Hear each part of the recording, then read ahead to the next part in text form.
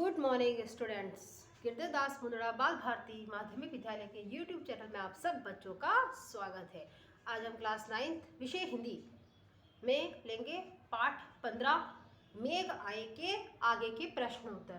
पिछले वीडियो में मैंने व्याख्या समझाई, 1 से लेकर 8 तक के प्रश्न उत्तर करवाए थे। आज हम 9 नंबर प्रश्न लेंगे। देखिए 9 नंबर प्रश्न क्या है।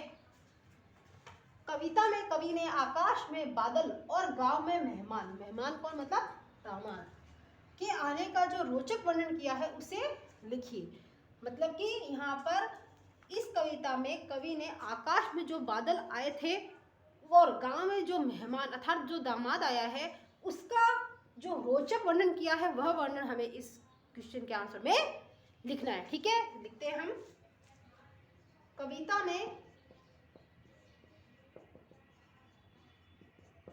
कवि ने मेघों के आने का, मेघों के आगमन तथा गांव में दामाद के आगमन में काफी समानता बताई है। ठीक है, क्यों ये दोनों में बहुत ही ज्यादा उन्होंने समानता बताई है, मतलब कि समान है। जब गांव में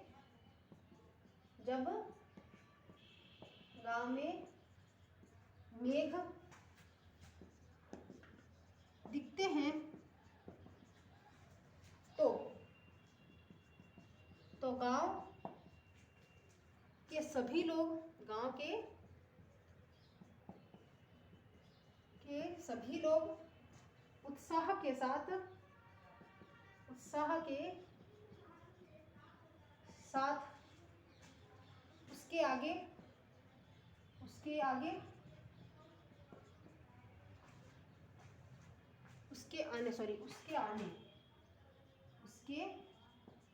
आने की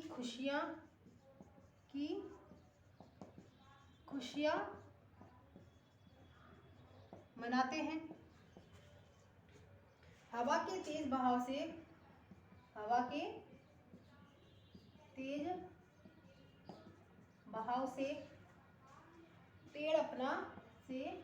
पेड़ अपना संतुलन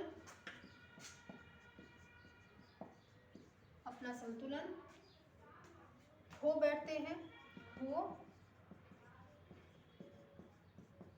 हैं। नदियों तथा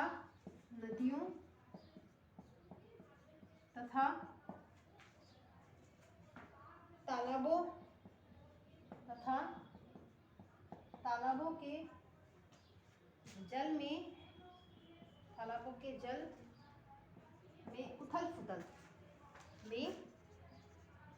उथल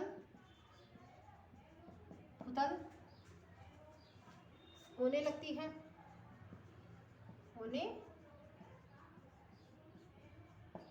लगती है। मेघों के आगमन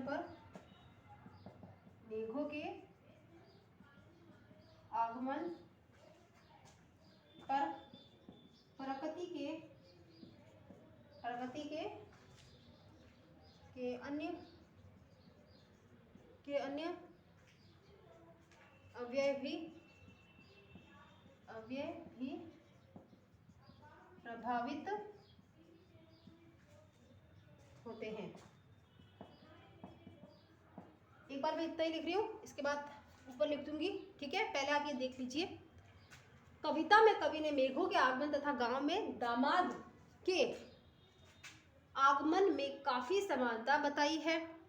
जब गांव में मेघ दिखते हैं तो गांव के सभी लोग उत्साह के साथ उसके आने की खुशियां मनाते हैं। हवा के तेज बहाव से पेड़ अपना संतुलन खो बैठते हैं। नदियों तथा तालाबों के जल में उथल पुथल होने लगती है। मेघों के आगमन पर प्रकृति के अन्य अवयव भी प्रभावित होते हैं। तो इस तरीके से मेघों के आगमन मतलब बादल के आने का और गांव में दामाद के आने में समानता बताई गई है। इसके आगे और है, वो आप आगे की लाइन छोड़ के नेक्स्ट लाइन से लिखिएगा। ओके, ठीक इसी प्रकार किसी गांव में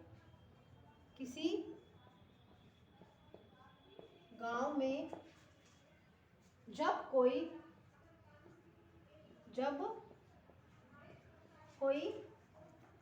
दामाद आता है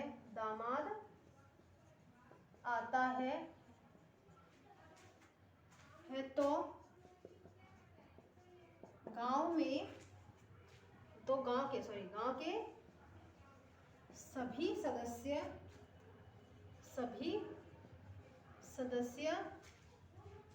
उसमें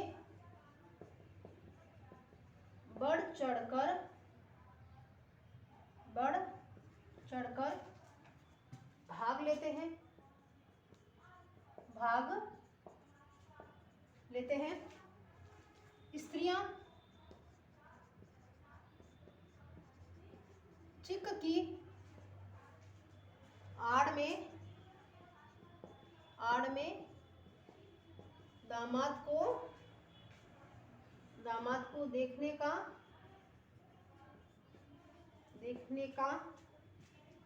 प्रयत्न करती है।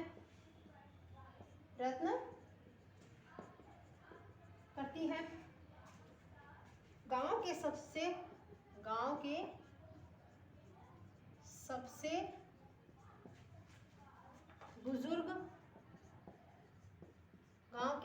बुजुर्ग आदमी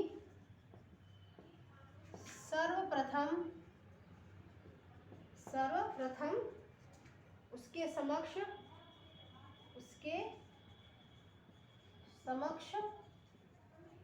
जाकर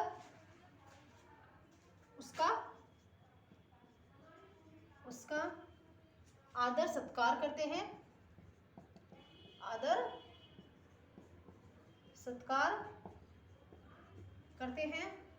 पूरी सभा का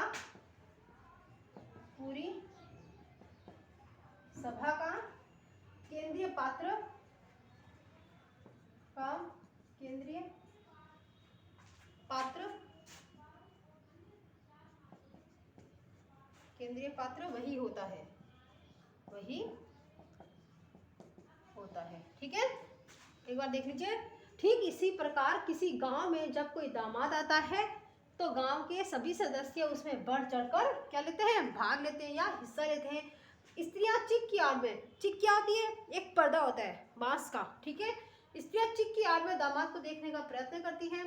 गांव के सबसे बुजुर्ग आदमी सर्वप्रथम उसके समक्ष जाकर उसका आदर सत्कार करते हैं। पूरी सभा का केंद्रीय पात्र वही होता है। ठीक है, तो ये है 9 नंबर का। 10 नंबर प्रश्न की ओर चलते हैं हम। काव्य सौंदर्य लिखिए। प्रश्न 10 के अंतर्गत है हमारा काव्य सौंदर्य। काव्य सौंदर्य के अंतर्गत मैंने आपको पहले बता रखा है क्या क्या चीजें आती है। एक तो आता है भाव सौंदर्य और एक आता है शिल्प सौंदर्य। तो यहाँ पर इसका लिखना है, पाहुन ज्यों आए हो गांव में शहर के, मेघ आए बड़े बन ठन के संवर के। इसका हमें काव्य सौंदर्य लिखना है। इसमें इसके उत्तर में हम सबसे पहले नंबर 1 पॉइंट लगाएंगे भाव सौंदर्य। इसका हमें भाव कितना सुंदर है उसके बारे में हमें बताना है। ठीक है, गांव में मेहमान दामाद के आने की तुलना बादलों से की गई है। ये सबसे बड़ा सौंदर्य इसका बादलों से की गई, ये सबसे बड़ा सौंदर्य इसका। दामाद शहर से बन ठनकर आया है। दामाद शहर से बन ठनकर आया है।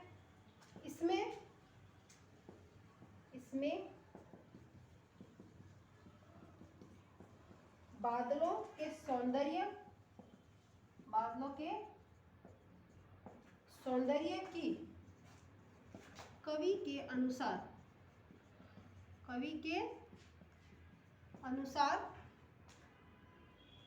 सुंदर अभिव्यक्ति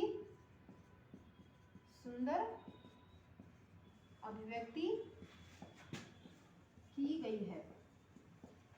ठीक है, नंबर 1 पॉइंट है आपका भाव सौंदर्य। गांव में मेहमान मतलब दामाद के आने की तुलना बादलों से की गई है। सर्वप्रथम तो दामाद शहर से बन ठन कर आया, मतलब कि बहुत ही ज्यादा सज धस कर आया है। इसमें बादलों के सौंदर्य की कवि के अनुसार सुंदर अभिव्यक्ति की गई है। ठीक है, ये हो गया हमारा भाव सौंदर्य। अब 2 नंबर डाल के लिखेंगे शिल्प सौंदर्य।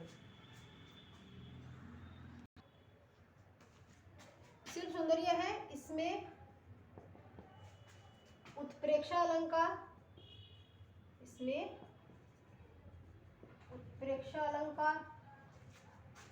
अनुप्रास अलंकार,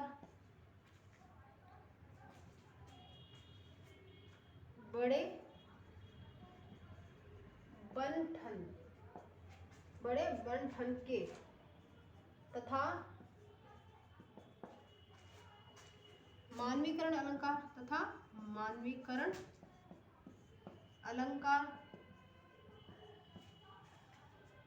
बादलों पर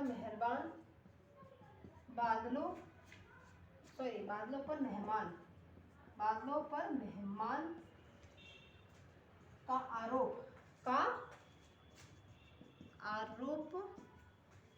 करने में है। भाषा सरल,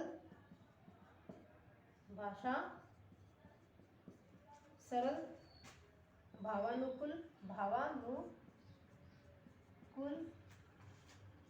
एवं छंद मुक्त है। ओके,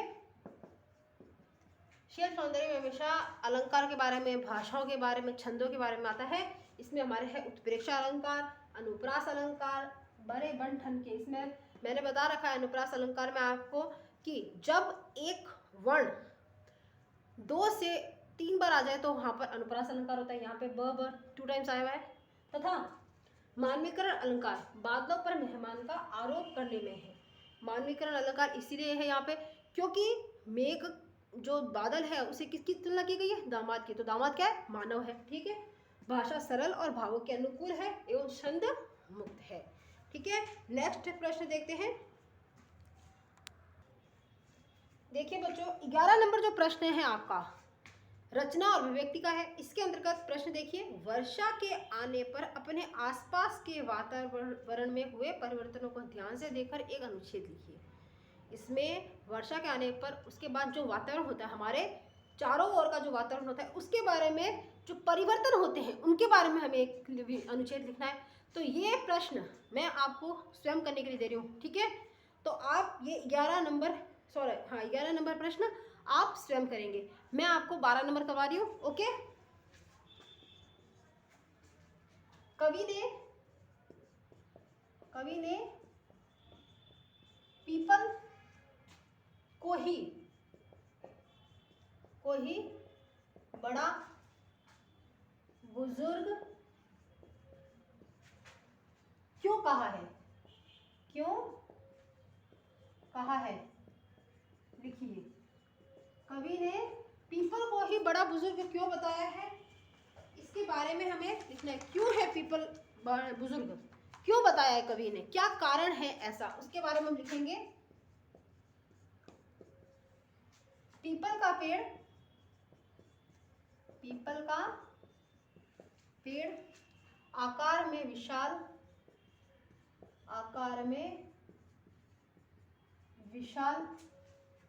हरा भरा छायादार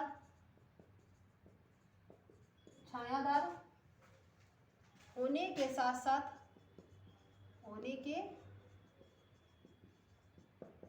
साथ ही शुभ शुभ माना जाता है, शुभ माना जाता है। पूजा पाठ और हर मांगलिक कार्यों में, हर मांगलिक कार्यों में इसका पूजन, मैं इसका पूजन किया जाता है। इसलिए कवि ने पीपल को ही बड़ा बुजुर्ग कहा है, बुजुर्ग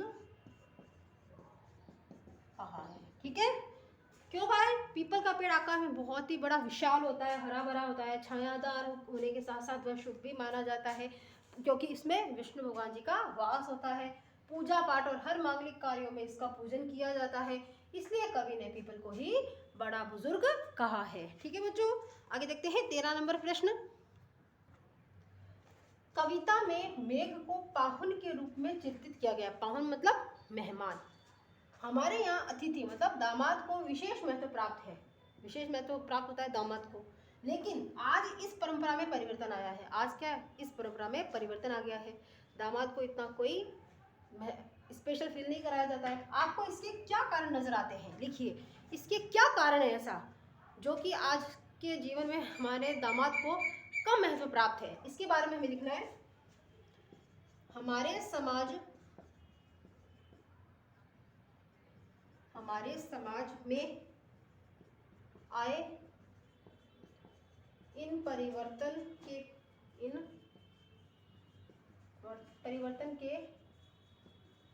कारण निम्नलिखित है। नंबर 1 पॉइंट,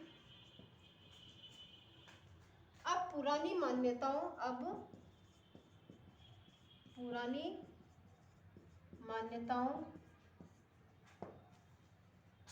को लोग कम महत्व देने लगे हैं।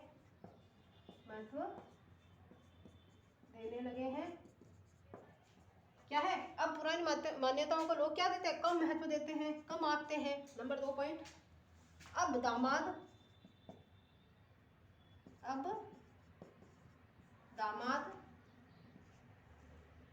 को पाहुन न मानकर घर का ही एक सदस्य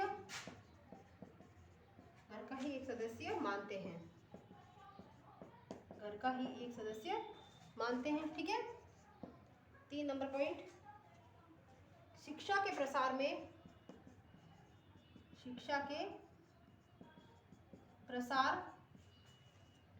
में दामाद और बेटी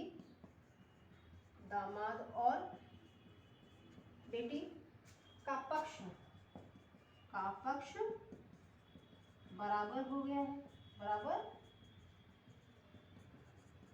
गया है। एक बार ये 3 देख लीजिए। 3 और है इसके पॉइंट। अब पुरानी मान्यताओं को लोग कम महत्व देने लगे हैं। अब दामाद को पाहुन मतलब अतिथि न मानकर घर का ही एक सदस्य मानते हैं। शिक्षा के प्रसार में दामाद और बेटी का पक्ष अब बराबर हो गया है, इसलिए। ठीक है, अब 4 नंबर पॉइंट देखते हैं। 4 नंबर पॉइंट देखिए, व्यस्त दिनचर्या के कारण सेवा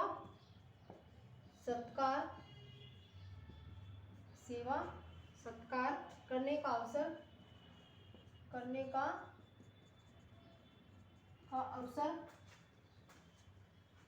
अवसर अब कम ही मिलता है। मतलब कि अब इतनी व्यस्त दिनचर्या हो गई है जिसके कारण सेवा सत्कार भी करने का कोई अवसर नहीं मिलता है लोगों को। नंबर 5 पॉइंट, अब गांवों में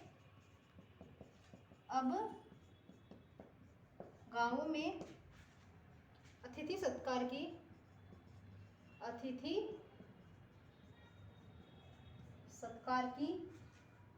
पुरानी परंपरा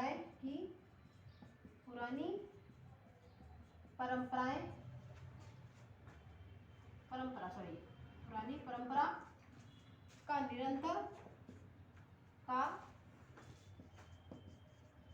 निरंतर ह्रास हो रहा है, मतलब कि कम हो रहा है, ह्रास हो रहा है। ठीक है, ये 5 पॉइंट है। 6 नंबर एक और पॉइंट है आपका, व्यस्त दिनचर्या के कारण सेवा सत्कार करने का अवसर अब कम ही मिलता है, कोई इतना नहीं रह गया है। पहले तो बहुत ज्यादा सेवा सत्कार होता था, अब गाँव में अतिथि सत्कार की पुरानी परंपरा का निरंतर ह्रास हो रहा है, मतलब कि सारी पुरानी जितनी भी परंपराएं हैं वे कम होती जा रही है, लुप्त होती जा रही है। 6 नंबर पॉइंट, वर्तमान अर्थ प्रधान युग है, अर्थ प्रधान युग है, खर्चे बढ़ने लगे हैं, खर्चे बढ़ने से न तो दामाद का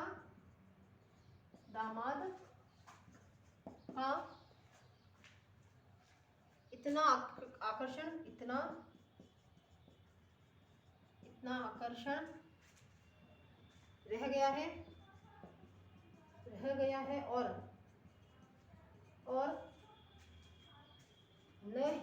और न ही उसकी मेहमान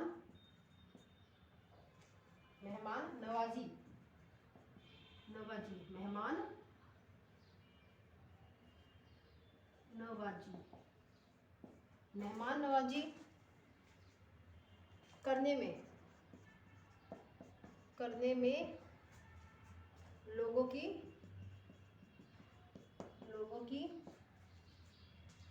ऐसी लगन रह गई है। ठीक है, वर्तमान अर्थ प्रधान युग है, मतलब कि आजकल आर्थिक दृष्टि से सारे संपन्न होने जाते हैं, उसी का युग अभी चल रहा है। खर्चे बढ़ने से ना तो क्या होता है, दामाद का इतना आकर्षण रह गया और ना ही उसकी कोई मेहमान नवाजी में करने में लोगों की ऐसी लगन रह गई है। ठीक है, अब आगे चलते हैं हम भाषा अध्ययन की तरफ। कविता में आए मुहावरों को छांटकर अपने वाक्यों में प्रयुक्त कीजिए। कविता में से हमें कुछ मुहावरे छांट के उसका वाक्यों में प्रयोग करना है। तो इसके उत्तर में हम सबसे पहले, तो आप इतनी देर से पढ़ रहे हैं बन ठन के सवर के, बन ठन के, मतलब पूरी तैयारी के साथ उस वही लिखते हैं हम। नंबर 1 है बन ठन के, बन ठन के। इसका वाक्य प्रयोग करते हैं, अरे रोहन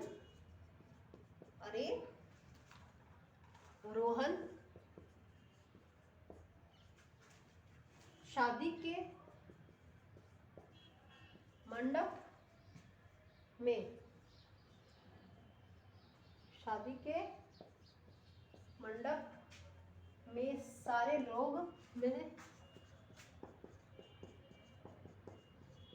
सारे लोग बन ठन कर आए हैं।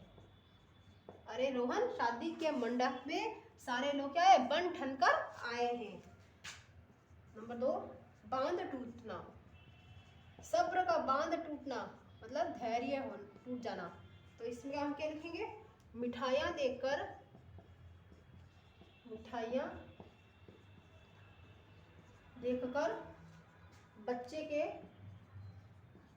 बच्चे के धैर्य का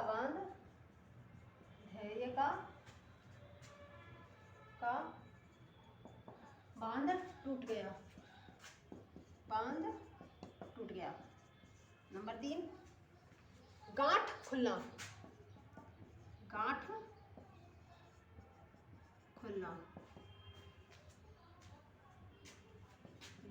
खुलते ही दोनों के दिल का मैल, दिल का मैल धुल गया, धुल गया। ओके, एक और लिख देते हैं हम, गर्दन उचकाना, गर्दन उचकाना। ठीक है, जादूगर का खेल, जादूगर का खेल देखने के लिए, देखने के लिए बच्चे को बार बार गर्दन, बार बार गर्दन, इसका मैं थोड़ा सा यहाँ लिख रही हूँ, ठीक है, यहाँ पे, ठीक है, बच्चे को बार बार गर्दन उचकानी पड़ रही थी।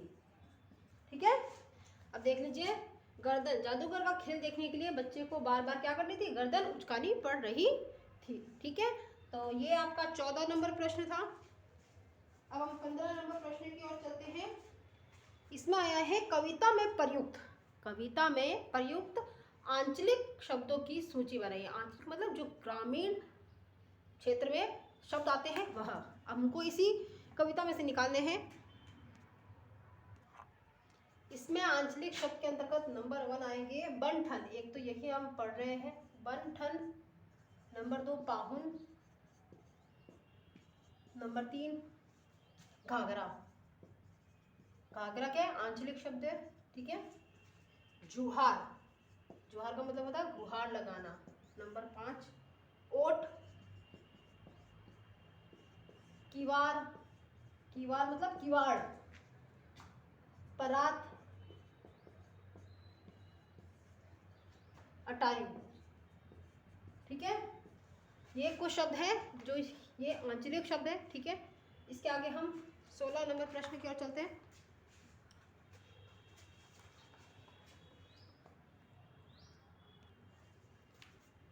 मेघ आए कविता की भाषा सरल और सहज है, उदाहरण देके समझाना है हमें कि इसकी भाषा कितनी सरल और सहज है। इसका लिखते हैं हम, मेघ आए कविता की भाषा, कविता की भाषा सरल तथा सहज है, सरल तथा सहज है। निम्नलिखित उदाहरणों, निम्नलिखित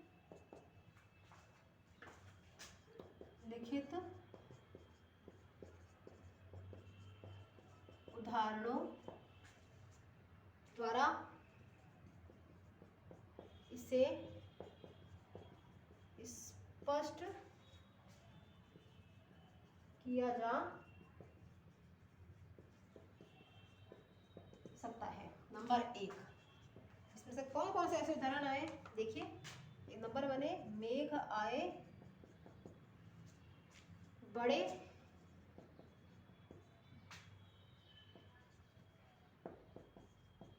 बन ठन के सवर के, सवर के। ठीक है, मेघ आए बड़े बन ठन के सवर के। नंबर 2 पाहुन ज्यों आए, पाहुन ज्यों आए हो गांव में, गांव में शहर के। ठीक है, नंबर 3 बरस बाद सुधी लेनी, बरस बाद सुधी लेनी।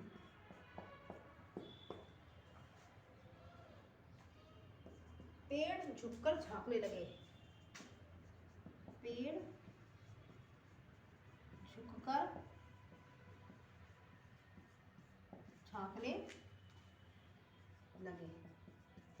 इन पंक्तियों से हाँ यह स्पष्ट हो रहा है कि मेघ आए कविता की भाषा सरल और सहज है। ठीक है, यहाँ पे एक लाइन और लिखेंगे हम, उपयुक्त पंक्तियों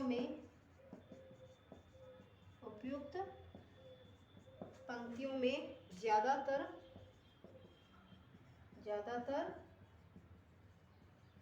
साधारण बोलचाल की भाषा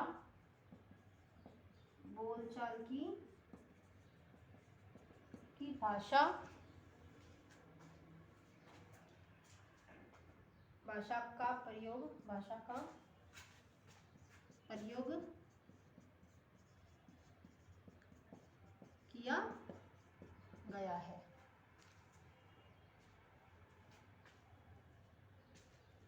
कहीं कहीं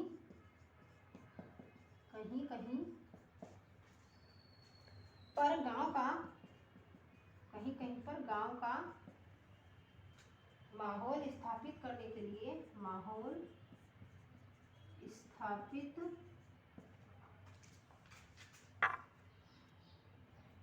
इसके बाद मैं थोड़ा ऊपर लिख रही हूँ, ठीक है। एक बार ये देख लीजिए। मेघ आए कविता की भाषा सरल तथा सहज है। निम्नलिखित उदाहरणों द्वारा इसे स्पष्ट किया जा सकता है। इनमें ये 4 उदाहरण मैंने बताया है, ये उदाहरण इस तरीके से इसके साधारण बोलचाल की भाषा में भी इसका प्रयोग किया जाता है और कहीं कहीं पर गांव का माहौल स्थापित भी किया गया है। इसके बाद मैं ऊपर लिख रही हूँ, इरेज करती हूँ। गांव का माहौल स्थापित करने के लिए ग्रामीण भाषा जैसे पाहुन, सुधी आदि का प्रयोग किया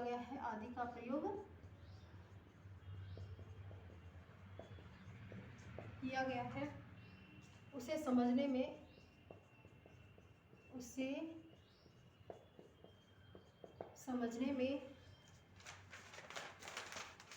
कठिनाई नहीं होती। ठीक है। उपयुक्त पंक्तियों में ज्यादातर साधारण बोलचाल की भाषा का प्रयोग किया गया है। कहीं कहीं पर गांव का माहौल स्थापित करने के लिए ग्रामीण भाषा जैसे पाउन शब्द आ गए, सुधी शब्द आ गए, आदि का प्रयोग किया गया है। उसे समझने में हमें बिल्कुल भी कठिनाई नहीं होती है। तो बच्चों, आज ये पाठ 15 हमने कंप्लीट कर दिया है, ठीक है। आप ये सारा काम अपनी कॉपी में नीट एंड क्लीन, ओके बच्चों, सारा याद भी करना है, ओके। याद करना है, पूरा समझना है, क्योंकि आप जानते हो कि आपके एनुअल एग्जाम में व्याख्या आएगी, गद्यांश और पद्यांश दोनों आएगी। तो आपको ये सब ध्यान में रखते हुए और प्रश्नों के उत्तर याद करते रहें, घर पर रहें और सुरक्षित रहें और अपनी पढ़ाई को सुचारू रूप से जारी रखें। ओके।